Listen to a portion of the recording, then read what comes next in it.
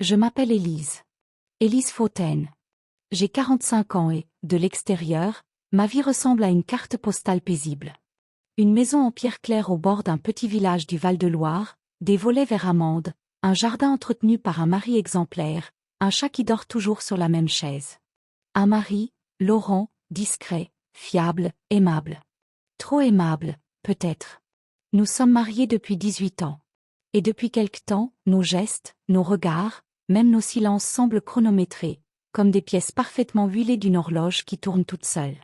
Il ne s'est rien passé de grave. Pas de cris. Pas de trahison.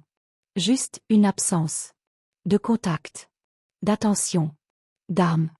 Je me lève chaque matin avant le soleil. C'est devenu une habitude. J'enfile une robe de chambre en lin crème, douce et légère, et je descends pieds nus.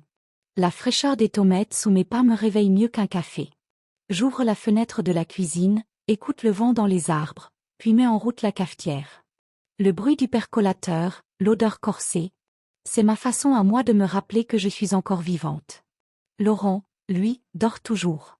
Paisiblement. Trop. J'observe parfois son visage endormi, sa bouche entr'ouverte, son souffle régulier. Je me demande à quand remonte la dernière fois où il m'a regardé autrement qu'avec tendresse. Où il m'a cherché. Où il a remarqué ma robe, ma peau, mes filances. Et je n'ai pas de réponse. Un matin, alors que j'étais seule dans la cuisine, ma tasse chaude entre les mains, je me suis souvenu d'une phrase lancée par ma sœur, lors d'un déjeuner familial. Tu sais, Élise, tu t'effaces. On ne te reconnaît plus. Elle avait raison. Je le sentais moi aussi. Je me laissais couler dans cette routine douce, mais glacée. Ce jour-là, j'ai pris mon téléphone. J'ai ouvert l'enregistreur vocal. Je ne savais pas ce que je faisais, j'avais juste besoin de parler. À moi-même. J'ai parlé. Longtemps. Sans ordre, sans réfléchir. J'ai parlé de moi. Et puis, j'ai parlé de Léo. Léo, c'est le fils de Laurent. Il a 24 ans, et il vit chez nous depuis quelques semaines, le temps que son appartement à Bordeaux soit rénové. Officiellement, ce n'est que temporaire. Officieusement, chaque jour qu'il passe sous notre toit est un trouble discret qui s'installe dans mes gestes. Il est grand, calme, fin. Il traverse la maison sur la pointe des pieds. Il est toujours poli, toujours réservé. Et pourtant, il y a quelque chose dans ses gestes, dans ses silences, qui m'éveille. Une tension légère, comme un fil tendu entre deux corps sans contact. Ce n'est pas physique. Pas exactement. C'est électrique. Dans l'enregistrement, j'ai parlé de sa façon de sortir de la salle de bain, les cheveux encore mouillés, sa chemise de sport collée à sa peau. J'ai parlé de ses pieds nus sur le parquet, de sa voix grave, du calme qu'il dégage. Et du désordre qu'il sème en moi. J'ai enregistré tout cela. Et je l'ai laissé. Là. Dans mon téléphone. Sans réécouter. Comme un secret qu'on range entre deux livres. Plus tard dans l'après-midi, alors que je pliais du linge dans la buanderie, j'ai entendu ses pas dans l'escalier. Je les reconnaîtrais parmi mille. Ce ne sont pas ceux de Laurent. Ils sont plus feutrés. Plus attentifs. Léo est entré dans la cuisine juste au moment où je m'apprêtais à sortir. Je portais un pantalon ample en coton perle et un haut à manches retroussées. Mes cheveux étaient encore légèrement humides. Il m'a demandé où était le sucre. En le lui tendant, nos mains se sont à peine frôlées. Ce n'était qu'un geste banal. Et pourtant, j'ai senti une chaleur étrange monter dans mon ventre. Il n'a rien dit. Moi non plus. Mais je crois que nos silences ont hurlé. Quand je suis remontée, j'ai remarqué que mon téléphone avait changé de place. Il était posé sur le buffet de l'entrée, écran allumé. Mon cœur s'est figé. Avait-il écouté? Entendu ce que j'avais dit? Je ne savais pas. Mais je n'ai pas effacé. Pas cette fois. Une partie de moi voulait qu'il sache. Qu'il entende. Ce soir-là, je suis allée me coucher avec une sensation nouvelle. Une vibration intérieure. Le genre d'agitation qu'on ne peut pas nommer, mais qui fait battre le cœur plus fort quand tout est encore. La journée avait commencé dans une lumière grise. Une de ces lumières qui rendent tout plus lent, plus doux, presque irréel. Laurent était déjà sorti faire des courses au village. Je me retrouvais seule dans la maison, à écouter le tic-tac de l'horloge du salon comme s'il battait au rythme de mes pensées. Je portais un pantalon en maille fine, noir, souple, qui tombait sur mes chevilles nues. Un chemisier ivoire boutonné jusqu'au col, mais légèrement transparent dans le contre-jour de la cuisine. Pas provoquant. Subtil. Mon corps, dissimulé, mais vivant sous les couches de tissu. Une boucle fine en argent pendait à mon oreille gauche. Je ne m'étais pas maquillée, mais j'avais attaché mes cheveux en queue de cheval haute, laissant une mèche volontairement libre sur le côté. Quand j'ai entendu Léo descendre, je suis restée dos à la porte, concentrée sur la préparation du petit déjeuner. Son pas était reconnaissable, fluide, sans hésitation. Il s'est approché du plan de travail. Je l'ai senti avant de le voir. « Bonjour », a-t-il dit d'une voix encore un peu enrouée de sommeil. « Bonjour, Léo », ai-je répondu sans me retourner. Il est resté debout derrière moi quelques secondes de plus que nécessaire. Je remplissais les tasses de café, mais mes mains tremblaient légèrement. Je lui ai tendu sa tasse. Nos doigts ne se sont pas touchés, mais nos souffles, eux, se sont frôlés. Un frisson m'a parcouru, même si l'eau chaude avait réchauffé mes paumes. « Tu veux des tartines » ai-je proposé. « Je peux les faire, merci. » Il s'est dirigé vers le pain, a sorti 2 tranches, les a glissées dans le grille-pain. Ses gestes étaient méthodiques, mais son corps, lui, semblait hésiter. Je le voyais du coin de l'œil. Il évitait mon regard, mais il écoutait chacun de mes mouvements, chacun de mes silences. Nous avons pris le petit déjeuner côte à côte, chacun à une extrémité de la grande table en bois. Le silence était là, encore une fois. Mais il n'était plus vide. Il était habité. Après avoir tout rangé, il m'a demandé, presque timidement. « Tu veux que je t'aide à trier les cartons du grenier aujourd'hui ?» C'était une tâche que je remettais depuis des semaines. J'ai accepté, un peu surprise, un peu soulagée de pouvoir rester avec lui dans un cadre logique. Le grenier était poussiéreux, rempli de boîtes d'anciens vêtements, de souvenirs, de décorations de Noël. Je portais des gants fins pour ne pas salir mes mains. Léo, lui, avait retroussé ses manches. Je remarquais à nouveau ses bras fins, sa peau pâle, les veines discrètes sous sa peau. Des détails qui n'auraient rien dû éveiller. Mais qui, à ce moment précis, m'ont touché. Nous parlions peu. Nous ouvrions les boîtes, commentions parfois une photo, un vieux pull, une carte d'anniversaire. Il a ri en voyant une vieille photo de Laurent, moustachu, dans un déguisement de clown. Il était comme ça? Vraiment? Oh oui. C'était pour les fêtes du village. Il adorait faire le pitre. J'ai ri avec lui.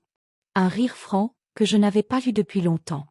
À un moment, alors que je tendais une boîte vers une étagère, je me suis déséquilibrée légèrement. Il a posé sa main sur mon dos pour m'aider à retrouver l'équilibre. Un geste protecteur, simple. Mais ma peau, sous la chemise, s'est tendue d'un seul coup. Je me suis redressée. Nos visages étaient proches. Trop. Merci, ai-je murmuré. Il a hoché la tête sans un mot. Puis il a tourné les yeux vers une boîte suivante, comme pour s'éloigner mentalement de ce qu'il venait de ressentir. Mais je l'avais vu. Le micro-mouvement de sa mâchoire. La contraction de ses doigts. L'instant suspendu.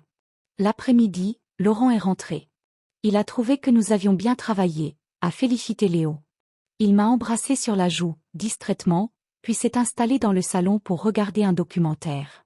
Léo est monté dans sa chambre. Moi, je suis restée debout, un instant figé, entre les 2 étages, entre 2 mondes. Le soir venu, tout semblait redevenu normal. Le dîner s'est passé sans heurts. Laurent parlait. Je hochais la tête. Léo répondait poliment. Mais sous la table, nos jambes étaient plus proches que d'habitude. Pas en contact. Mais conscientes. Après le repas, je suis restée pour faire la vaisselle. Léo m'a rejointe.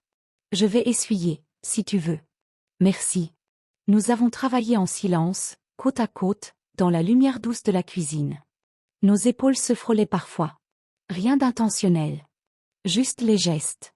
Mais dans le frottement du torchon sur la porcelaine, il y avait une tension. Une attente. Quand il a posé la dernière assiette sur l'étagère, il m'a regardé. Longtemps. Sans sourire. Sans peur. Bonne nuit, Élise. Bonne nuit, Léo. Il est sorti. Moi, je suis restée. Les mains appuyées contre le bord de l'évier, le souffle court. Je ne savais plus s'il fallait avoir peur ou simplement céder à ce qui vibrait si fort entre nous, sans un mot. Je ne sais pas ce qui était le plus troublant, le fait que rien ne se soit vraiment passé, ou que tout, en moi, ait changé. Ce matin-là, en me regardant dans le miroir, j'ai vu mon reflet comme si je le découvrais pour la première fois depuis des années. Mes cheveux étaient attachés à la va-vite, 2 mèches folles encadraient mon visage. Mon regard était plus fixe, plus profond. comme si une vérité silencieuse m'obligeait à me voir vraiment. Je portais un legging noir confortable et un pull fin en laine naturelle, doux contre ma peau, légèrement lâche sur les épaules. Pas séduisant. Mais, vivant. Authentique. J'avais besoin de me sentir vrai. Pas pour lui. Pour moi. Laurent était déjà parti à la boulangerie. Il avait promis de ramener des croissants. Comme chaque dimanche. Je suis descendue préparer la table. Quand j'ai entendu les pas de Léo dans l'escalier, j'ai senti mes épaules se tendre, malgré moi. Il entra dans la cuisine, vêtu d'un t-shirt gris clair à col large et d'un pantalon de sport. Il tenait une serviette à la main, ses cheveux encore humides collaient à ses tempes. « Bonjour », dit-il, en déposant sa tasse vide dans l'évier. « Bonjour, tu veux du thé ou un jus ?»« Ah thé, merci. Tu as changé de coiffure ?» Je me retournai, surprise. Son ton était neutre, mais son regard disait autre chose. « Non, pas vraiment, répondis-je. Juste relevé différemment. » Il sourit à peine, baissa les yeux. Je préparais le thé. Le bruit de l'eau qui chauffe. Le frottement léger de la porcelaine sur le plan de travail. Les gestes du quotidien devenaient des partitions silencieuses. J'avais l'impression que tout le moindre mouvement était perçu, interprété. Nous déjeunâmes ensemble. Laurent n'était pas encore rentré. Nous parlions de sujets légers, la pluie prévue, un film qu'il avait regardé. Mais il y avait une autre conversation, parallèle, faite d'intervalles, de silences trop longs, de sourires retenus. Après le repas, il m'a proposé d'aller marcher un peu, pour s'aérer. C'était une excuse. Je l'ai accepté. Nous avons pris le chemin qui mène au petit bois, derrière la maison. Un sentier connu, bordé d'arbres, de mousse, et d'un ruisseau discret. Le ciel était blanc, les feuilles tombaient lentement, une à une, comme s'il ne fallait rien précipiter. Léo marchait à côté de moi, les mains dans les poches, les épaules légèrement voûtées. « Tu viens souvent ici ?» demanda-t-il. « Plus maintenant, avouai-je. Mais j'aimais cet endroit. Avant. » Il s'arrêta quelques secondes, regarda autour. « Je comprends pourquoi. » Nous reprîmes la marche. À un moment, je glissai légèrement sur un tapis de feuilles humides. Il tendit le bras sans réfléchir, attrapa doucement mon poignet. « Ça va ? » ?»« Oui, merci. » Je retirai lentement ma main. Mais le contact avait laissé une chaleur. Une mémoire. Quand nous sommes revenus à la maison, Laurent était là. Il avait dressé la table sur la terrasse, comme il le faisait parfois. Il souriait, content de son initiative. Léo et moi avons joué le jeu. Nous avons déjeuné dehors, sous un ciel pâle, parlant de tout sauf de ce qui comptait vraiment. Après le repas, je suis montée dans ma chambre pour lire. Mais je ne lisais pas. J'écoutais les bruits de la maison. Des pas. Une porte qui se ferme. Un verre que l'on pose. Tout devenait signifiant. Plus tard, en fin d'après-midi, je redescendis pour ranger un peu la cuisine. Léo était là, assis sur le tabouret, feuilletant un vieux magazine. Je pensais que tu étais sorti. J'ai hésité. Il fait trop gris.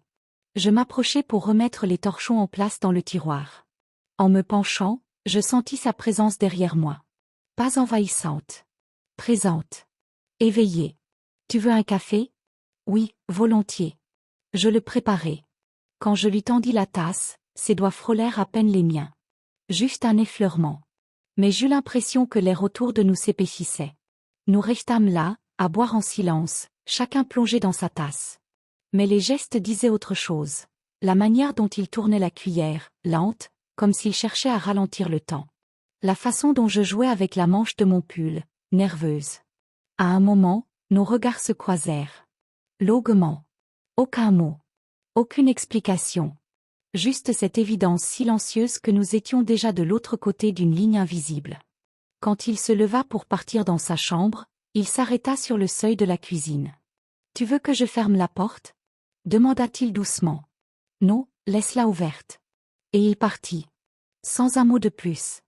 Le mercredi s'annonçait gris, encore. Les nuages bas formaient un plafond de coton au-dessus du village. Une pluie fine tombait sans bruit, comme un voile discret posé sur la campagne. J'avais préparé le petit déjeuner seul. Laurent était déjà parti pour un chantier à Amboise. Il m'avait embrassé sur la joue, à peine réveillé, puis était sorti en sifflant. Je m'étais habillé doucement, sans hâte, un pantalon beige souple à taille haute, une chemise bleu pâle légèrement transparente, boutonnée jusqu'au col. Dessous, un caraco ivoire finement brodé, que j'avais acheté il y a des années et rarement porté. Pas pour séduire. Pour sentir le tissu contre ma peau. Pour me rappeler que j'étais encore femme, pas juste épouse. Vers 9h30, j'entendis Léo descendre. Il s'arrêta dans l'encadrement de la porte. Bonjour. Il portait un pantalon de jogging gris, un sweat ample bleu foncé, les manches légèrement retroussées.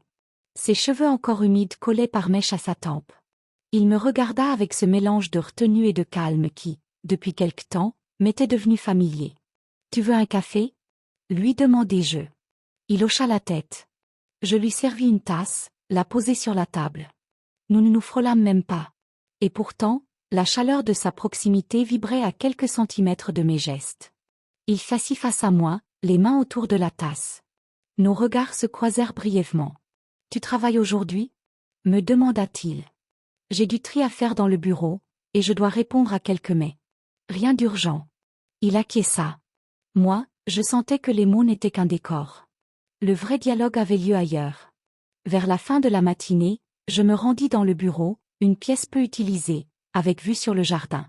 Le silence y était presque trop dense. J'ouvris la fenêtre.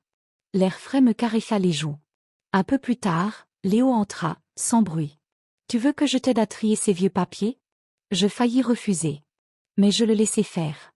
Nous étions côte à côte, assis au sol, entourés de cartons. À chaque geste, nous veillions à ne pas nous toucher. Ce soin excessif disait tout. À un moment, une photo en noir et blanc glissa d'une chemise cartonnée. On y voyait Laurent jeune, sur un bateau, chemise entr'ouverte, le sourire aux lèvres. Il avait l'air si différent, murmura Léo. Je souris.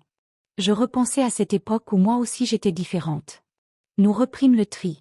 Il plia un vieux plan d'architecte, le glissa dans une enveloppe. « Tu étais comment à 30 ans ?» demanda-t-il soudain, sans me regarder. Je marquai un silence.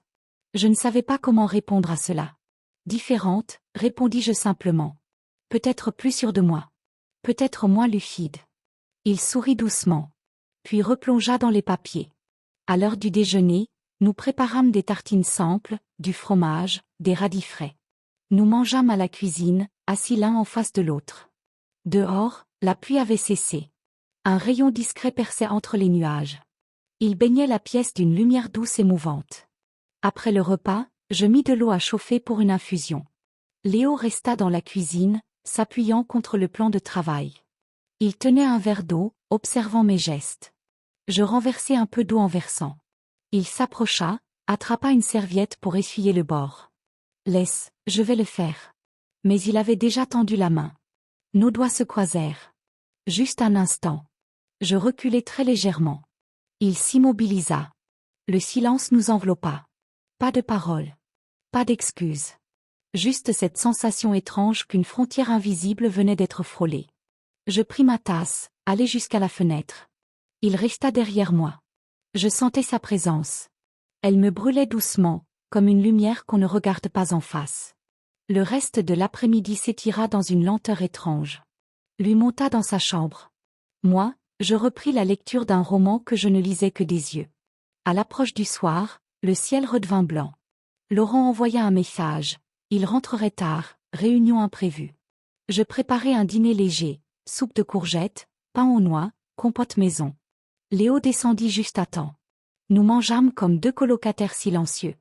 Mais au fond, chacun écoutait les gestes de l'autre, les soupirs, les silences entre les phrases.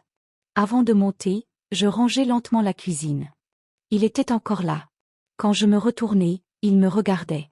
Sérieusement. Calmement. « Tu es belle, dit-il. Très doucement. Comme si c'était interdit. Je ne répondis pas. Mais je le regardai longtemps. Puis je montai. Sans un mot. Mon cœur battait trop fort pour que je puisse parler. Le jour s'était levé plus tôt que moi. Une clarté douce entrait à travers les volets entr'ouverts, dessinant des bandes pâles sur le sol de la chambre. Je restais allongé, les bras croisés sous la nuque, à écouter les bruits de la maison. Rien ne bougeait encore. Même le chat, d'ordinaire agité dès l'aube, dormait sur le fauteuil près de la fenêtre. Je pris une douche lente, enveloppante. L'eau chaude me lavait plus que le corps, elle dissolvait un trop-plein de tension que je ne savais plus nommer. Après, j'enfilai un jean brut, un pull en laine fine couleur crème, souple, doux, légèrement trop large. Un foulard léger autour du cou. Pas pour sortir. Pour me contenir. En descendant à la cuisine, je trouvais Léo déjà là. Il portait un sweat bleu nuit, les manches remontées, un jean un peu délavé, ses cheveux encore humides lui tombaient sur le front. Il se retourna à mon arrivée. Nos regards se croisèrent à peine une seconde de trop. « Tu veux du café ?» demanda-t-il. Volontiers. Il me le servit sans un mot. Je pris une gorgée. Trop chaud. Mais je ne dis rien. « Tu fais quelque chose aujourd'hui ?» demanda-t-il, la voix neutre. Juste ranger un peu. Et toi? Il haussa les épaules. J'ai pensé à repartir demain. J'ai reçu un appel de l'agence. Mon appartement est prêt. Un silence épais tomba dans la pièce. Pas un silence vide. Un silence lourd d'écho. Tu es pressé? Demandai-je doucement. Non. Mais je crois que c'est le bon moment. Je hochai la tête. Lentement. Comme si je le savais déjà. Nous passâmes la matinée chacun de notre côté, dans des pièces différentes, mais jamais vraiment loin. Je rangeais le linge, essuyais des étagères que je n'avais pas touchées depuis des mois. Lui nettoyait ses affaires, empilait quelques livres, triait des croquis. Vers midi, je préparais un repas simple, une omelette fine aux herbes, une salade verte, du pain grillé. Il descendit sans que je l'appelle. Nous mangeâmes face à face, sans hâte, les gestes lents. Nos coudes se frôlaient parfois sur la table. Pas par hasard. Je n'ai pas faim, dis-je au bout de quelques bouchées. Moi non plus. Mais nous continuâmes à manger, machinalement. Comme pour retarder autre chose. Après le déjeuner, le soleil fit une timide apparition. Je sortis dans le jardin avec une couverture et un livre. Je m'assis près du vieux figuier. Il me rejoignit quelques minutes plus tard, une bouteille d'eau à la main. Il s'allongea près de moi, les yeux fermés. Nous ne parlions pas. Le silence était devenu un langage. Il suffisait de respirer ensemble. Je lisais à voix basse un passage du roman posé sur mes genoux. Il écoutait sans commenter. À un moment, il tourna la tête vers moi. « Ta voix, elle est douce. » Je refermai le livre. Elle tremble un peu aujourd'hui. Il se redressa sur un coude, approcha lentement. Son visage était sérieux. Concentré. Il posa une main sur ma joue, juste un instant. « Élise. » Je fermai les yeux. Mais il ne fit rien de plus. Il se recula, s'allongea à nouveau, les bras derrière la tête. Le vent agitait doucement les feuilles au-dessus de nous.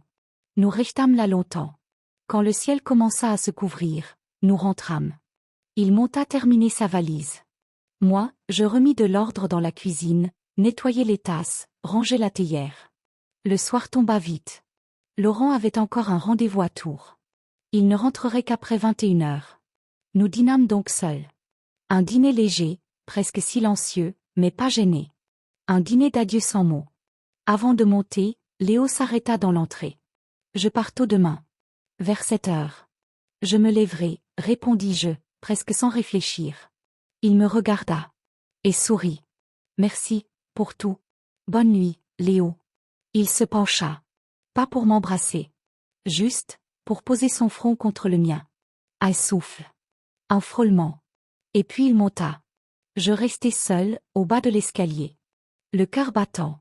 Mais calme. Étrangement calme. Le lendemain, quand je descendis à l'aube, la maison était silencieuse. Une tasse vide était posée sur la table. Et une feuille pliée. Je n'oublierai rien. Mais je n'emporte rien. Parce que ce qui compte est resté ici. Je m'assis, la feuille entre les doigts. Le jour se levait lentement. Une lumière claire baignait la pièce. Et moi, pour la première fois depuis longtemps, je ne ressentais ni manque, ni regret. Seulement, une certitude. Quelque chose en moi s'était remis à respirer.